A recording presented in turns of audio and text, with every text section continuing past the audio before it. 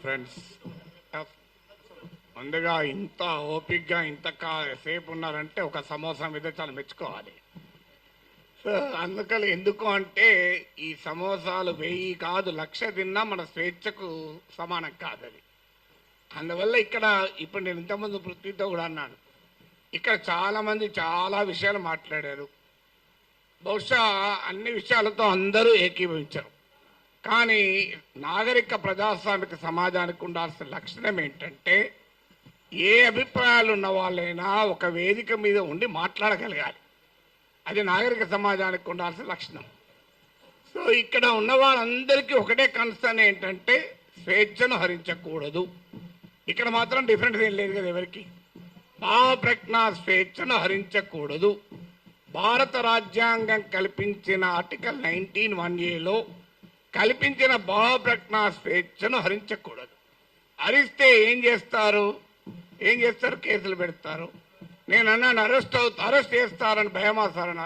భయం ఉంటే anticipatory bail పోతాను పోలే కదా అన్న. ఇంతవరకు యాంటిసిపేటరీ బెయిల్ పిటిషన్ వేయలేదు, వేయను కూడా. ఎందుకని నవ్వుతూ అన్నా, నా జీవితంలో చాలా అనుభవాలు వచ్చాయి, అసెంబ్లీతో సహా. ఒక జైలు అనుభవం రాలే, అది కూడా పోయి చేస్తే నా ఆత్మకథ పూర్తయితే ఇంకో చాప్టర్ అని చెప్పాను. సో అందువల్ల అరెస్ట్లకు భయపడే వాళ్ళం అయితే ఇక్కడ దాకా రాకనే పోయేవాళ్ళం. నేను 30 ఏళ్ల వయసులో యూనివర్సిటీలో అసిస్టెంట్ ప్రొఫెసర్గా ఉన్నప్పుడు Times of India group daily the ఇండిపెండెంట్కు ఒక ఆర్టికల్ రాశారు. అప్పుడు ముఖ్యమంత్రి నెదురుమల్లి జనార్దన్ రెడ్డి పైన glad to see him go అని రాశారు. అప్పుడు చీఫ్ మినిస్టర్ ఆఫీస్ నుంచి వైస్ ఛాన్సలర్ ఫోన్ వస్తే నన్ను పిలిపించాడు. ఏం నాగేశ్వర్ పెళ్ళై 4 ఏళ్ళు అయింది, కొడుకు పుట్టి 1 year కూడా కాలే, ఇప్పుడు మన ఉద్యోగం తీసేస్తే ఏమవుతుంది అన్నాడు. నేను తీసేయమన్నాడు సార్ మీ సీఎంను. ఒక 30 ఏళ్ళు అక్కడ ఇక్కడ ట్యూషన్లు చెప్పుకొని బతుకుతా, 30 ఏళ్ళ తర్వాత కోర్టులో సుప్రీంకోర్టుకి వెళ్ళి ఈ డబ్బులన్నీ తెచ్చుకుంటే జూబ్లీహిల్స్ ఇల్లు కట్టుకుంటా అని చెప్పాను.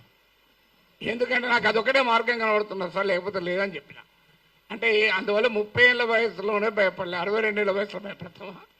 సో అందువల్ల అది భయపడే ప్రసక్తే లేదు. అరెస్ట్ ఇంతవరకైతే మీకు ఫ్యాక్ట్స్ కూడా చెప్పాలి. ఎందుకంటే ఇక్కడ మాట్లాడిన వాళ్ళు చాలామంది బహుశా టీవీలు మిస్లీడ్ చేసిన రాంగ్ ఇన్ఫర్మేషన్తో కూడా ఉన్నట్టున్నారు. నా దగ్గరికి అరెస్ట్ చేసడానికి ఎవరైతే రాలే ఇప్పటి వరకు, రారని నేను చెప్పను, ఇప్పటి వరకు రాలేదు. హైదరాబాద్కు వచ్చారేమో తెలియదు, మా ఇంటికి రాలే. అయితే అక్కడ తెలంగాణ పోలీస్ ప్రొటెక్షన్కి వస్తే వాళ్ళ ఫోటోలు వేసి మనం మీడియాలో ఆంధ్ర పోలీస్ వచ్చిందని రాశారు. ఆ వీడియోలో ఉన్న వ్యక్తి మన టోలీచెక్ సిఐ. సో అలా కూడా వచ్చాయి వార్తలు. ఆ వార్తలు కూడా ఇట్లాంటి పత్రికల్లోనే వచ్చాయి. పోనీ వీళ్ళు ఇక్కడ మనకు అర్థం కావాల్సింది అంటే, ఒకటి రాజ్యం ప్రభుత్వమే నేరుగా కేసులు పెట్టింది. ఏంటా కేసులు? కులచిచ్చు పెట్టానట. నేను నా మాటలో ఎక్కడ కులమన్న పదమే లేదు, కులచిచ్చు పెట్టాను. పవన్ కళ్యాణ్ మాటల్లో కూడా చెప్పాడు కులం. అసలు నేను ఎక్కడ కులం తీసానో నాకు ఇప్పటికి అర్థం కాలే. ఇప్పుడు ఒక అంశం వచ్చినప్పుడు అనేక మంది భిన్నమైన అభిప్రాయాలు ఉన్నవారు ఆ అంశాన్ని వరకు సమర్థిస్తుంటారు. అది ఏ కులం వాళ్ళైనా కావచ్చు, ఏ ప్రాంతం వాళ్ళైనా కావచ్చు, ఏ రాజకీయ భావాలు ఉన్న వాళ్ళైనా కావచ్చు. ఇప్పుడు దీన్ని మైక్ అనాలి. దీన్ని మైక్ అని ఒక కులం వాళ్ళకి చెప్తే మైకు, ఇంకో కులం వాళ్ళు చెప్తే కాదు స్టిక్ అంటారా? ఒక పార్టీ వాడికి చెప్తా మైకు, ఇంకో పార్టీ వాడికి చెప్తే బాటిల్ అంటారా? ఎవరైనా మైక్ అనాలి. సో దానికి కుమ్ముకైనట్టు కాదని. తర్వాత ప్రాంతం అని కూడా తీశాడు పవన్ కళ్యాణ్. ప్రాంతం అని తీస్తే ఎవరు తీశారు ప్రాంతం? నిజంగా ఇక్కడ వచ్చిన ఇన్ని సంఘాలు ఉన్నాయి, వీళ్ళు తీయలే. తెలంగాణ సంఘాలు మొదలు ప్రాంతం అనే ప్రస్తావనే తీయలే. ఆ ప్రస్తావన తీసింది కూడా ఆ 2 పార్టీల వాళ్ళే. నువ్వు తెలంగాణ వాడివి, ఆంధ్రప్రదేశ్ రాజకీయాల గురించి ఎట్లా మాట్లాడుతావు? అయ్యమ్మ నేను అమెరికా వాడిని, అక్కడ ఓటర్నా, ఆడ మాట్లాడుతున్నా కదా. ఇరాన్ పైన మాట్లాడుతున్నది ఇరాన్ ఓటర్నా? ఇది ఎక్కడ సిద్ధాంతం అయ్యా? మీరైతే ఇక్కడ ఇల్లు కలిగి ఉంటారు, ఆస్తులు కలిగి ఉంటారు, మేము మాట్లాడకూడదంటే ఎట్లా? తెలంగాణలో ఉన్నవా పుట్టినవాడిని కనుక తెలంగాణ వాడి కనుక మాట్లాడద్దంటే ఎట్లా? అంటే కులం తీసింది మీరు, ప్రాంతం తీసింది మీరు, మళ్ళీ మమ్మల్ని కులము ప్రాంతం తీశారంటున్నారు. ఎంత ఆశ్చర్యమో చూడండి. ఇక అది కులం చిచ్చు పెట్టారని కేసు పెట్టారు. అక్కడ కులం ప్రస్తావన కూడా చేయలేదు నేను. ఇంకో కేసు ఏంటిది? ఈవెన్ నోటీస్ ఇవ్వకుండా కూడా అరెస్ట్ చేయొచ్చు 3 ఏళ్ళు. ఏంటదా అంటే అల్లర్లు సృష్టించేదానికి పనిచేశారట. నేను ఇప్పుడు ఈ ఇన్సిడెంట్ జరిగి 10 రోజులు అయింది. ఎక్కడ అల్లర్లు అయింది? 2 దోమలు కూడా ఎవరు చంపలే, 4 ఈగలు కూడా చంపలే. అల్లర్లు ఎక్కడ? పోనీ 2 కుక్కలు కొట్లాడుకున్నాయా? మరి ఏమో ఏంది ఇది? మీకు అల్లర్లు సృష్టించారు. అదే కాదు, ప్రజా జీవితాన్ని అల్లకల్లోలం చేశారట ఒక కేసు. జోకేంద్ర వాళ్ళు పెట్టిన కేసులు మనం నవ్వొస్తాయి. మీరు ఎంతమంది చూశారో తెలియదు నాకు ఎఫ్ఐఆర్లు. ఆ సెక్షన్ నేను చూస్తే ఆ లాలోనే ఉంది, this section is not applicable for words అన్నాడు. మరి నేను వర్డ్స్ కాకపోతే ఏం మాట్లాడినా బాంబులు వేసినా. ఇంకో దగ్గర this section is not applicable to the statements అన్నారు. మరి నేను మాట్లాడేది వర్డ్ స్టేట్మెంటే కదా. అంటే అప్లికేబుల్ కాదని చట్టంలో ఉన్న కేసు పెట్టారు. ఇక చూడండి, ఇక్కడ మనకు అర్థం కావాల్సింది అంటే చాలా మంది మిత్రులు మాట్లాడారు, నేను మాట్లాడిన అంశం అసలు ఇష్యూనే కాదు, అది ఇష్యూనే కాదు.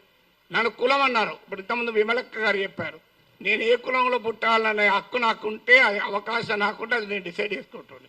ఎక్కడో చోట పుట్టిన తర్వాత ఎక్కడున్నాం అనేది పాయింట్ కదా.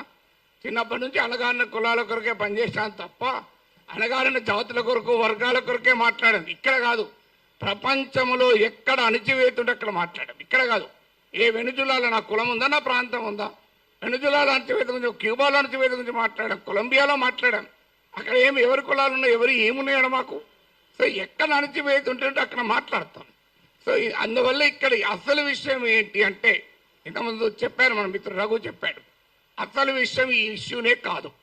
ఇష్యూ ఏంటి, ఆంధ్రప్రదేశ్కు విశాఖపట్నానికి రైల్వే జోన్ ఇచ్చాడు. ఆ ఇచ్చినట్టే ఇచ్చి ఆదాయం వచ్చే కిరండాల్ కోరాపూట్ లైన్ తీసేసి ఇచ్చారు. ఆ లైన్ను ఒరిస్సాకు పంపించారు.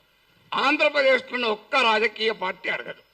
నా పైన గంట సేపు డిబేట్ పెట్టే టీవీ ఛానల్ కూడా అడగవు. విచిత్రం ఏంటంటే, అయ్యా మరి ఈ రైల్వే జోన్ ఇచ్చారు, ఆదాయాన్ని ఇచ్చేదాన్ని తీసుకెళ్ళి ఒరిస్సాలో కలిపారు, ఇది అన్యాయం కదా అని ఒక్కరు అడగలే. నాగేశ్వర్ పైన 1 hour డిబేట్ పెట్టిన వాళ్ళకు ఆంధ్రప్రదేశ్ ప్రజల కోసం అవసరమైన ఈ ఒక్క టాపిక్ మీద ఎందుకు డిబేట్ పెట్టరు?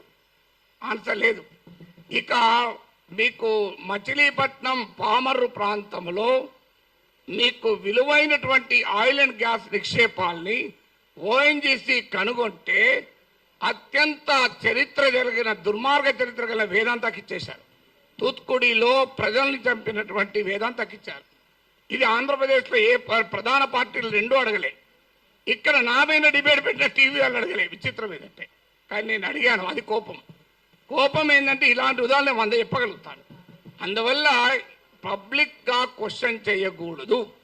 అందువల్ల ఒక్కసారి బెదిరిస్తే దాన్ని డాక్ట్రైన్ ఆఫ్ చిల్లింగ్ ఎఫెక్ట్ అంటారు. అంటే బెదిరిస్తే వీడు నోరు విప్పడని. కానీ గుర్తుపెట్టుకోవాలి, ఎంత బెదిరిస్తే అంత బిగ్గరగా అడుగుతాం, పని కట్టుకొని కూడా అడుగుతాం. అదే నేను అన్నది. అదే అని యుద్ధం మీరు మొదలు పెట్టారు, నేను ముగిస్తాను అన్నాడు. మళ్ళీ దాన్ని పెట్టుకొని యుద్ధం చేస్తావట అంటారు. అయ్యా నేను ఏమన్నా అందులో క్లియర్గా నా ప్రజా సమస్యల పైన అన్నా. అంటే ఇప్పుడు ఇంకా దానిపైన కేసు పెట్టలేదు. బహుశా ఎఫ్ఐఆర్ ఛార్జ్ షీట్లు యాడ్ చేస్తారో తెలియదు. కానీ ఒక్కడు మాత్రం మళ్ళీ చెప్తున్నాను, మీరు అరెస్ట్ చేసుకుంటారా, కేసులు విత్డ్రా చేస్తారా, చెయ్యరా, అది మీ ఇష్టం. మేము మాత్రం మాట్లాడుతూనే ఉంటాం. We will die but we will not give up our right to free speech అనేది మా మాట. చావనన్నా చేస్తాం కానీ మాట్లాడే హక్కును వదులుకోము. మీకే అణిచివేత వేసినా దానికి మేము సిద్ధం, సంతోషం. మీరు వస్తారంటే చెప్పండి, టైము ప్లేస్ కూడా చెప్పండి, ఆడికి వస్తా, కావాలంటే అరెస్ట్ చేసుకోండి. Thank you very much.